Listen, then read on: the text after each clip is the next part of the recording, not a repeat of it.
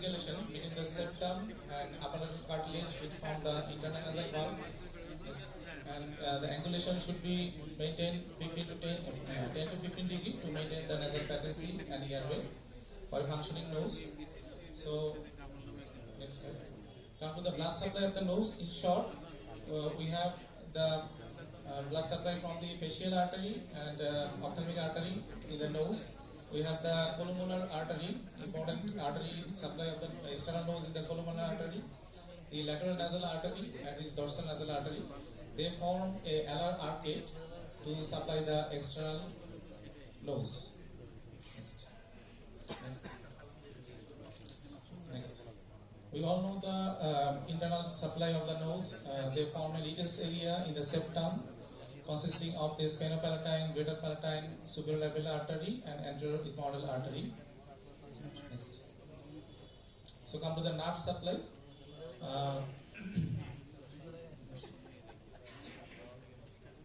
The sensory nerve supply of the skin of the external nose is supplied by the ophthalmic and maxillary division of the trigeminal nerve. Branches of the supratrochlear and infratrochlear nerve supply the skin region of the radix and rhinium, and lower half of the nose is supplied by the infraorbital nerve and the external nasal branch of the anteroethmoidal nerve. So next.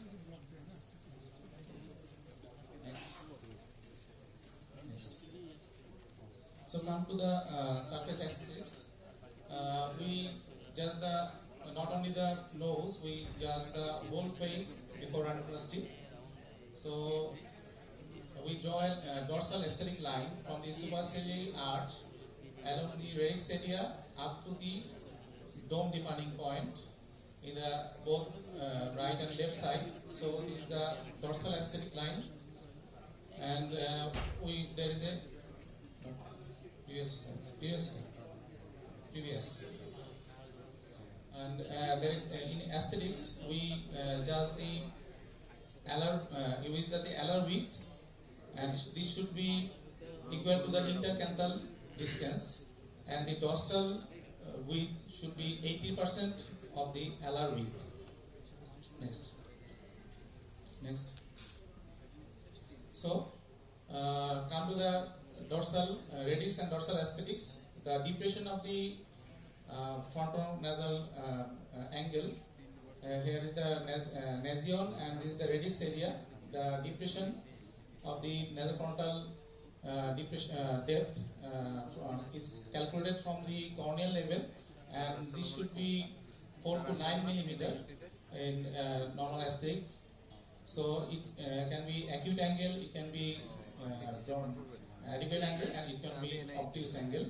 So nasofrontal angle is about 115 to 130 for aesthetic purpose. So next. So we should learn the subunit of alar cartilage for the purpose of tip modification. So there is three part. There is the lateral crus of the alar cartilage. It is the medial crus, and another is the middle crus. So medial crus has the foot plate segment, columnar segment. Middle crus has the dorsal segment, and there is a lateral crus. Picture of the lateral crus. Next. So come to the tip characteristics, which is very important. There is a tip volume, refers to the size of the lateral crus. So next to the tip definition is it is the convexity of the domal segment and the concavity of the lateral crus with this surface expression.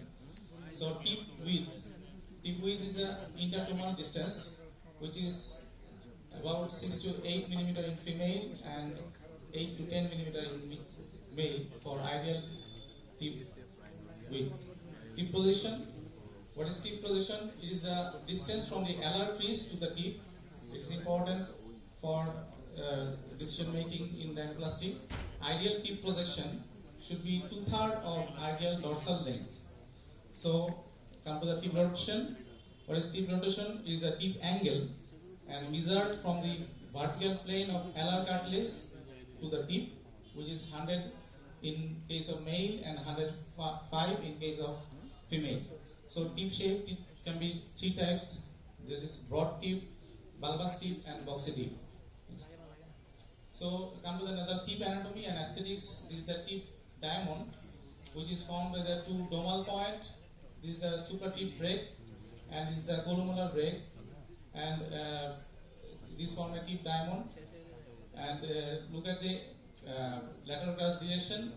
It is 45 degree with the midline and towards the lateral canthus of the eye. So this is the tip projection. We draw a line from the alar crease to the nasal tip, and this tip projection is the 2/3 of the dorsal length of the nose. Next.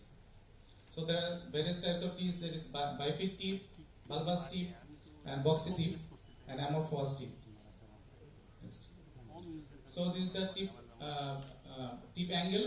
It is 100 in case of male and 105 in case of female.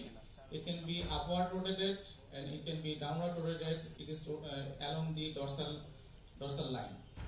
So again, this is the tip projection, which is drawn from the alar crease to the tip point, and it can be over projected or under projected. Next. Next.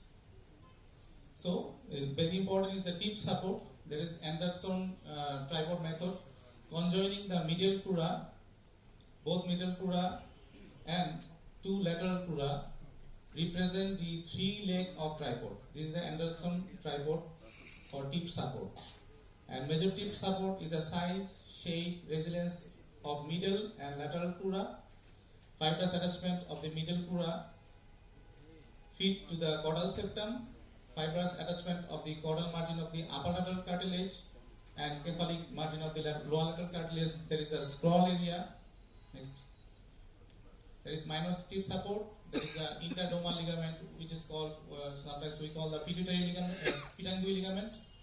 There is a ligamental string between the alar cartilage, cartilaginous septal dorsum, sesamoid complex, attachment of the alar cartilage to the underlying skin and musculature, and nasal spine and membranous septum. Gives the minor support to the tip. Next. Next. Next. So come to the base aesthetic. Next. So in base, the columellar part should be 2/3 and lobular part should be 1/3, and the basal width should be equal to the intercanthal distance. Next. We count four components in the base aesthetic. There is the alar width, columella, lobular angle, and nostril. There should be retracted alar brim. There should be hanging columella, and there may be combination of both. The columella and lobular angle should be 45 degree for aesthetic purpose. Next. Next. Next. So there is we will review the quick pre-operative aesthetics. In photography, we take different view. There is the frontal view, there is the lateral oblique view, lateral view, basal view, and helicopter view. Next. And the interface, facial aesthetic, not only nose should be calculated before surgery, as because the asymmetrical face in post-operative period may cause dissatisfaction. So we describe the face. We describe the face actually in the rule of third and rule of fifth. Next.